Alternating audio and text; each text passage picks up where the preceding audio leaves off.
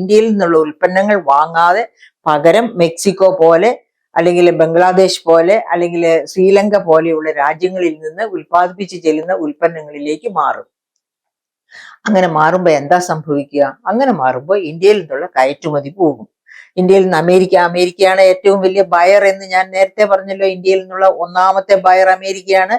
അമേരിക്കയുമായി ഇന്ത്യക്ക് trade surplus ഉണ്ട്, 44.4 billion ഡോളറിന്റെ എന്നൊക്കെ നമ്മൾ നേരത്തെ പറഞ്ഞു കഴിഞ്ഞു. അങ്ങനെയുള്ള അവിടെയാണ് വലിയ ഇടിവ് സംഭവിക്കുക. അങ്ങനെ ഇടിവ് സംഭവിക്കുമ്പോൾ അതിന്റെ പ്രത്യാഘാതം ഇന്ത്യയിലേക്ക് വരുമ്പോൾ എന്തായിരിക്കും അതിന്റെ പ്രത്യാഘാതം? ഇന്ത്യയിൽ ഏതേത് മേഖലകളിൽ നിന്നാണോ ഈ എക്സ്പോർട്സ്, ആ മേഖലകളിലൊക്കെ തൊഴിൽ നഷ്ടവും ഉൽപാദന നഷ്ടവും ഉണ്ടാകും. ഉൽപാദനമൊക്കെ ഒരുപാടൊക്കെ നിന്നു പോകും.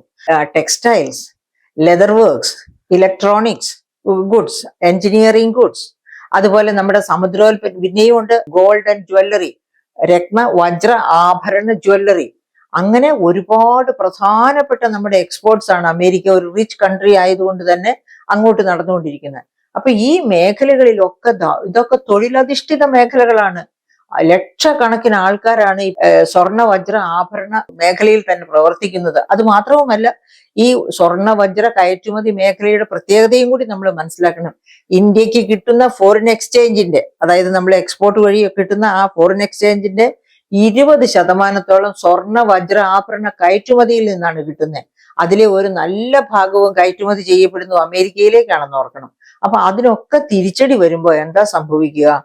നാച്ചുറലി നമ്മുടെ ഈ മേഖലകളിലൊക്കെ തൊഴിൽ ഒരുപാട് നഷ്ടപ്പെടും. അങ്ങനെ തൊഴിൽ നഷ്ടപ്പെടാതെ ഇരിക്കണമെങ്കിൽ നമ്മൾ എന്ത് ചെയ്യണം? അത് മാത്രവുമല്ല, നമ്മുടെ കേരളത്തെ സംബന്ധിച്ച് കേരളത്തിൽ നിന്ന് ഒരുപാട് ഉൽപ്പന്നങ്ങൾ അങ്ങോട്ട് കയറ്റുമതി ചെയ്തു പോകുന്നുണ്ട്. അതിൽ ഏറ്റവും പ്രധാനപ്പെട്ട ഒരു ഉൽപ്പന്നമായിട്ട് നമ്മൾ കാണുന്നതാണ് ചെമ്മീൻ. അപ്പൊ ഈ ചെമ്മീനിന്റെ കാര്യം തന്നെ നമുക്കൊന്ന് എടുക്കാം. കേരളത്തിൽ നിന്ന് ഉള്ള ചെമ്മീൻ ഒരുപാട് ആയിരക്കണക്കിന് ഫിഷർ ഫോക്ക് വർക്ക് ചെയ്യുന്ന ഒരു മേഖലയാണ്, ബിസിനസ്സുകാരും വർക്ക് ചെയ്യുന്ന ഒരു മേഖലയാണ്, ഒരു പ്രധാനപ്പെട്ട എക്സ്പോർട്ട് മേഖലയുമാണ് കേരളത്തിൽ നിന്ന് ഈ ചെമ്മീൻ കയറ്റുമതി എന്ന് പറയുന്നത്. ഈ ചെമ്മീന്റെ വില 25% അതിൽ കൂടുതലോ വർദ്ധിക്കുമ്പോഴേക്കും അമേരിക്കയിലെ ഈ ഉപഭോക്താക്കൾ എന്ത് ചെയ്യും? ആ ഉപഭോക്താക്കൾ അതിനേക്കാൾ വില കുറഞ്ഞു കിട്ടുന്ന ചെമ്മീൻ മെക്സിക്കോ മുതൽ, അതായത് ഇക്വഡോർ പോലെയുള്ള രാജ്യങ്ങളുണ്ട്, ഇക്വഡോർ പോലെയുള്ള രാജ്യങ്ങളിൽ നിന്ന് ഉള്ള ചെമ്മീൻ വാങ്ങിച്ചുകൊണ്ട് കേരളത്തിൽ നിന്നുള്ളത് വേണ്ടെന്ന് വയ്ക്കും. അങ്ങനെ കേരളത്തിൽ നിന്ന് വേണ്ടെന്ന് വയ്ക്കുമ്പോഴേക്കും കേരളത്തിലെ ആ മത്സ്യബന്ധന മേഖല, കേരളത്തിലെ മാത്രമല്ല ഇന്ത്യയിലെ ആകെ മത്സ്യബന്ധന മേഖല വലിയ പ്രതിസന്ധിയിലേക്ക് എത്തും. അതായത് ചെമ്മീൻ കയറ്റുമതിയുടെ 90% കേരളത്തിൽ നിന്ന്, ഇന്ത്യയിൽ നിന്ന് അമേരിക്കയിലേക്കുള്ള ചെമ്മീൻ കയറ്റുമതിയുടെ 90% കേരളത്തിൽ നിന്നാണ്. അതായത് 400 കോടി ഡോളറിന്റെ ചെമ്മീൻ കയറ്റുമതി, അതായത് 34,000 കോടി രൂപയുടെ ചെമ്മീൻ കയറ്റുമതിയാണ് ഒരു വർഷം കേരളത്തിൽ നിന്ന് നടക്കാറുള്ളത്. അപ്പൊ ഇവിടെ നിന്നുള്ള വില കൂടുമ്പോഴത്തേന് ഇക്വഡോർ പോലെയുള്ള രാജ്യങ്ങൾക്ക് ഇത്രയും തീരുവയില്ല. ഈ തീരുവ കൂട്ടുന്നത് കൊണ്ടാണ് കൊച്ചിയിൽ നിന്നുള്ള ചെമ്മീനിന്റെ വില കൂടുന്നത്. അപ്പം ഇവിടെ നിന്നുള്ളതിന്റെ ചെമ്മീൻ വില കൂടുമ്പോഴേക്കും വില കുറഞ്ഞ ഇക്വഡോർ പോലെയുള്ള രാജ്യങ്ങളിൽ നിന്നുള്ള ചെമ്മീന് അവിടെ പ്രിയം കൂടും. അങ്ങനെ നമ്മൾ പുറത്താകുന്ന ഒരവസ്ഥ വരും. ഇനി അതുപോലെ ഈ കശുവണ്ടിയൊക്കെ വിയറ്റ്നാം, വെസ്റ്റ് ആഫ്രിക്ക തുടങ്ങിയിടത്തുള്ള കശുവണ്ടിയാണ് ഇപ്പോൾ അമേരിക്കയിൽ കൂടുതലും വിൽക്കപ്പെടുന്നത്. പിന്നെ അങ്ങനെ സുഗന്ധ സമ്പത്താണെങ്കിൽ ഇന്ത്യ, ചൈന ഈ രാജ്യങ്ങളാണ് അമേരിക്കയിലേക്ക് കയറ്റി അയക്കുന്നത്. ചൈനയ്ക്ക് 51% താരിഫുണ്ട് എന്നുള്ള കാരണം കൊണ്ട് ഇന്ത്യക്ക് വലിയ തിരിച്ചടി, കേരളത്തിന് വലിയ തിരിച്ചടി. സമ്പത്ത് എന്ന് പറയുമ്പോൾ ഓർക്കണം, നമ്മുടെ എന്തൊക്കെയാണ് നമ്മുടെ സ്പൈസസിൽ നിന്ന് എടുക്കുന്ന പ്രോഡക്ട്സ് ആണ്. അപ്പൊ അതിന് വലിയ തിരിച്ചടി ഉണ്ടാകില്ല. പക്ഷെ മജോറിറ്റി, അതായത് തുകൽ വ്യാപാരം, വസ്ത്രവ്യാപാരം, രത്നവജ്ര വ്യാപാരം, ഈ മേഖലകളിലൊക്കെ വസ്ത്രവ്യാപാരത്തിന്റെ കാര്യം, റെഡിമെയ്ഡ് വസ്ത്രങ്ങളുടെ കാര്യം എടുക്കുകയാണെങ്കിൽ എന്താണ് പറയുക, 2ാമത്തെ ലാർജസ്റ്റ് റെഡിമെയ്ഡ് പ്രൊഡ്യൂസിങ് കൺട്രിയാണ് ബംഗ്ലാദേശ്. അപ്പൊ ഇന്ത്യയിൽ നിന്നുള്ള റെഡിമെയ്ഡ് വസ്ത്രങ്ങൾ ഈ താരിഫിനെ തട്ടി താഴോട്ട് പോവുകയാണെങ്കിൽ ഏറ്റവും വലിയ സന്തോഷം ഉണ്ടാകുന്നത്, അല്ലെങ്കിൽ വ്യവസായ വളർച്ച ഉണ്ടാകുന്നത്, എക്സ്പോർട്ട് വളർച്ച ഉണ്ടാകുന്നത് ബംഗ്ലാദേശിനായിരിക്കും. അപ്പൊ അങ്ങനെ ഒരവസ്ഥയിലേക്ക് ഇന്ത്യയെ തള്ളിയിടുക. അപ്പൊ എന്താണ് ഒരു മാർഗം? ആ മാർഗമാണ്, നമുക്ക് ഉപയോഗിക്കാവുന്ന ഒരു മാർഗമാണ് ഡംപിങ്. അപ്പൊ എന്താണ് ഈ ഡംപിങ് എന്ന് പറഞ്ഞാല്, അതായത് കോസ്റ്റ് ഓഫ് പ്രൊഡക്ഷൻ, സാമ്പത്തിക ശാസ്ത്രത്തില് ഉൽപാദന ചെലവിനേക്കാൾ എപ്പോഴും കൂട്ടിയാണ് വില നിശ്ചയിക്കുന്നത്.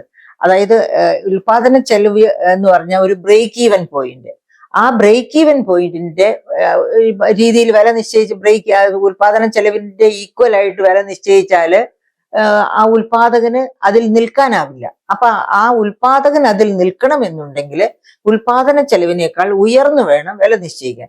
അങ്ങനെയാണ് സാധാരണ വില നിശ്ചയിക്കുക.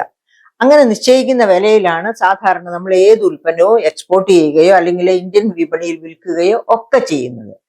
അപ്പൊ ഈ ട്രംപിന്റെ ഈ ടാരിഫ് പോലെയുള്ള നയം വന്നു കഴിഞ്ഞാൽ എന്താണ് നമുക്കുള്ള ഒരു ഓപ്ഷൻ? നമുക്ക് ആ ടാരിഫ് മുഴുവൻ ഉൽപാദകൻ വലിച്ചെടുക്കുക, ഉൽപാദകന്റെ തലയിലേക്ക്, ഉൽപാദകന്റെ ചെലവിന്റെ കൂട്ടത്തിലേക്ക് വഹിച്ചുകൊണ്ട് ആ പണ്ട് വിറ്റിരുന്ന അതേ വിലയ്ക്ക് തന്നെ, നേരിയ വ്യത്യാസങ്ങളൊക്കെ ആകാം, വിലയ്ക്ക് തന്നെ ഈ ഉൽപ്പന്നങ്ങൾ എക്സ്പോർട്ട് ചെയ്യേണ്ടി വരും. എന്ന് വെച്ചാൽ കോസ്റ്റ് ഓഫ് പ്രൊഡക്ഷനേക്കാളും താണ വിലയ്ക്ക്. ഇപ്പൊ കോസ്റ്റ് ഓഫ് പ്രൊഡക്ഷൻ എന്ന് പറഞ്ഞാൽ എന്താണ്? കോസ്റ്റ് ഓഫ് പ്രൊഡക്ഷൻ എന്ന് പറഞ്ഞാൽ നേരത്തെ ഉണ്ടായിരുന്ന കോസ്റ്റ് ഓഫ് പ്രൊഡക്ഷന്റെ കൂടെ ഇപ്പോഴത്തെ ഈ അഡീഷണൽ 25% ടാരിഫ് എന്ന് പറയുന്നതും കോസ്റ്റ് ഓഫ് പ്രൊഡക്ഷനിൽ ഉൾപ്പെടുത്തേണ്ടത്. അതായത് നികുതികളൊക്കെ കോസ്റ്റ് ഓഫ് പ്രൊഡക്ഷൻ അകത്ത് വരേണ്ടതാണ്. ഈ ടാരിഫും കൂടെ ഈ കോസ്റ്റ് ഓഫ് പ്രൊഡക്ഷനിൽ ചേർന്ന് കഴിഞ്ഞാൽ അത് വിലയിൽ നിഴലിക്കാതെ രീതിയിൽ പഴയ വിലയ്ക്ക് തന്നെ ഈ ഉൽപ്പന്നങ്ങൾ അമേരിക്കൻ വിപണിയിൽ അല്ലെങ്കിൽ ഏത് വിപണിയാണോ നമുക്ക് പിടിച്ചടക്കിയേ പറ്റൂ, നമ്മൾക്ക് മുന്നോട്ട് പോകണമെങ്കിൽ ഇന്ന വിപണികൾ നമുക്ക് പിടിച്ചടക്കണം അല്ലെങ്കിൽ നിലനിർത്തണം എന്നുണ്ടെങ്കിൽ ആ വിപണിയിൽ നേരത്തെ വിറ്റിരുന്ന അതേ വിലയ്ക്ക് തന്നെ ഈ ഉൽപ്പന്നം വിൽക്കണം. അങ്ങനെ വിൽക്കുക എന്ന് വെച്ചാൽ എന്താണ്? കൃത്യമായിട്ട് പറഞ്ഞാൽ നമ്മുടെ ഉൽപാദന ചെലവിനേക്കാൾ കുറഞ്ഞ വിലയ്ക്ക് ഈ ഉൽപ്പന്നം അതത് വിപണികളിൽ വിൽക്കുക. നാം പിടിച്ചു വെക്കണം അല്ലെങ്കിൽ നമുക്ക് നഷ്ടപ്പെടരുത് എന്ന് വിചാരിക്കുന്ന വിപണികളിൽ വിൽക്കുക. അപ്പൊ ഇപ്പൊ നമ്മുടെ സ്ഥിതി എന്താണ്? ടാരിഫ് 25% വർദ്ധിക്കുമ്പോഴേക്കും നമുക്ക് trade surplus $44 billion 44.4 billion trade surplus ഉള്ള, ലാർജസ്റ്റ് ട്രേഡ് സർപ്ലസ് ഉള്ള ഏക രാഷ്ട്രമാണ് അമേരിക്ക. ആ അമേരിക്കയിൽ ആ വിപണി നമുക്ക് നഷ്ടപ്പെടരുത്, അതുവഴി നമുക്ക് ഇന്ത്യയിൽ തൊഴിലുകൾ നഷ്ടപ്പെടരുത്, ഇന്ത്യയിലെ ജീവനോപാധികൾ നഷ്ടപ്പെടരുത് എന്നൊക്കെ നമുക്ക് ആഗ്രഹമുണ്ടെങ്കിൽ ഈ വന്ന ടാരിഫ് മുഴുവൻ ഇന്ത്യ ഗവൺമെന്റ്, ഇന്ത്യയിലെ ഉൽപാദകരും സ്വയം ഏറ്റെടുക്കുക, സ്വയം വിഴുങ്ങുക. എങ്ങനെയാണ് അത് സ്വയം? എന്നിട്ട് ആ ഉൽപ്പന്നങ്ങളെയൊക്കെ അതേ വിലയ്ക്ക് അമേരിക്കൻ വിപണിയിൽ വിൽക്കുക.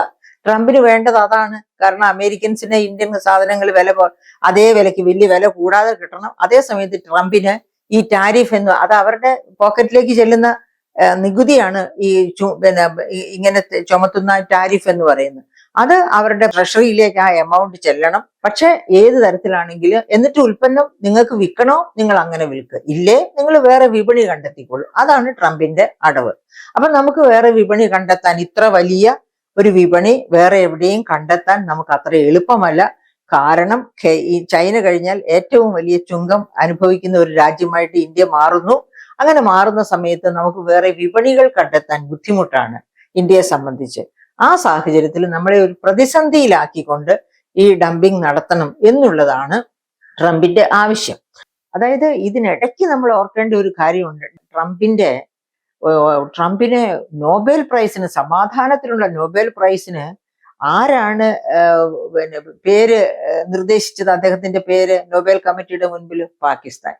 പാവം പാകിസ്ഥാൻ ഇന്ത്യയുമായിട്ട് പരാജയപ്പെട്ട ആ ഭീതിയിൽ ട്രംപുമായിട്ട് കൂടുതൽ അടുക്കണം, ട്രംപിൽ നിന്ന് കൂടുതൽ ആനുകൂല്യങ്ങൾ കിട്ടണം എന്നൊക്കെ വിചാരിച്ച് ഓച്ചാനിച്ച് നിൽക്കുന്ന പാകിസ്ഥാനാണ് ട്രംപിനെ പോലെ ഒരു മനുഷ്യനെ സമാധാനത്തിലുള്ള, അതായത് ലോകത്ത് മുഴുവൻ അസമാധാനം വിതച്ച് ലോകത്തെ ഒരു 3ാം ലോക മഹായുദ്ധത്തിലേക്ക് നയിക്കുമോ എന്ന് നാം ഒക്കെ സംശയിച്ച ട്രംപിന് സമാധാനത്തിനുള്ള നൊബേൽ പ്രൈസിന് നിർദ്ദേശിച്ചു എന്ന് പറയുന്നത് തന്നെ എന്തൊരു വലിയ അസംബന്ധമാണ്. പക്ഷെ ആ അസംബന്ധം ട്രംപിനെ സംബന്ധിച്ച് അങ്ങേയറ്റം ആസ്വാദ്യകരമായിരുന്നു. അദ്ദേഹം അത് വളരെ ഡിലിഷ്യസ് ആയിട്ടുള്ള ഒരു ഭക്ഷണം കഴിക്കുന്ന രീതിയിൽ ആസ്വദിച്ച് എടുക്കുകയും അതിനനുസരിച്ച് പാകിസ്ഥാന്റെ മുൻപിൽ അതായത് ഹൃദയം തുറന്ന് കാണിക്കുകയും ചെയ്തു. അവിടെ അവരുടെ എണ്ണ ഉൽപാദനം വർദ്ധിപ്പിക്കാൻ പോകുന്നു. ഒരുപക്ഷെ ഇന്ത്യയിൽ നിന്ന് നിഷേധിച്ച വെള്ളം കൂടി അമേരിക്കയിൽ നിന്ന് ഏതെങ്കിലും ടണൽ വഴി പാകിസ്ഥാനിൽ കൊണ്ടുപോയി കൊടുക്കും എന്ന് പറയുമോ എന്ന് പോലും നാം സംശയിക്കേണ്ടിയിരിക്കുന്നു. ട്രംപിന്റെ ശുംഭത്വം മനസ്സിലാക്കണമെങ്കിൽ ആ ഒറ്റ കാര്യം മാത്രം വിചാരിച്ചാൽ മതി.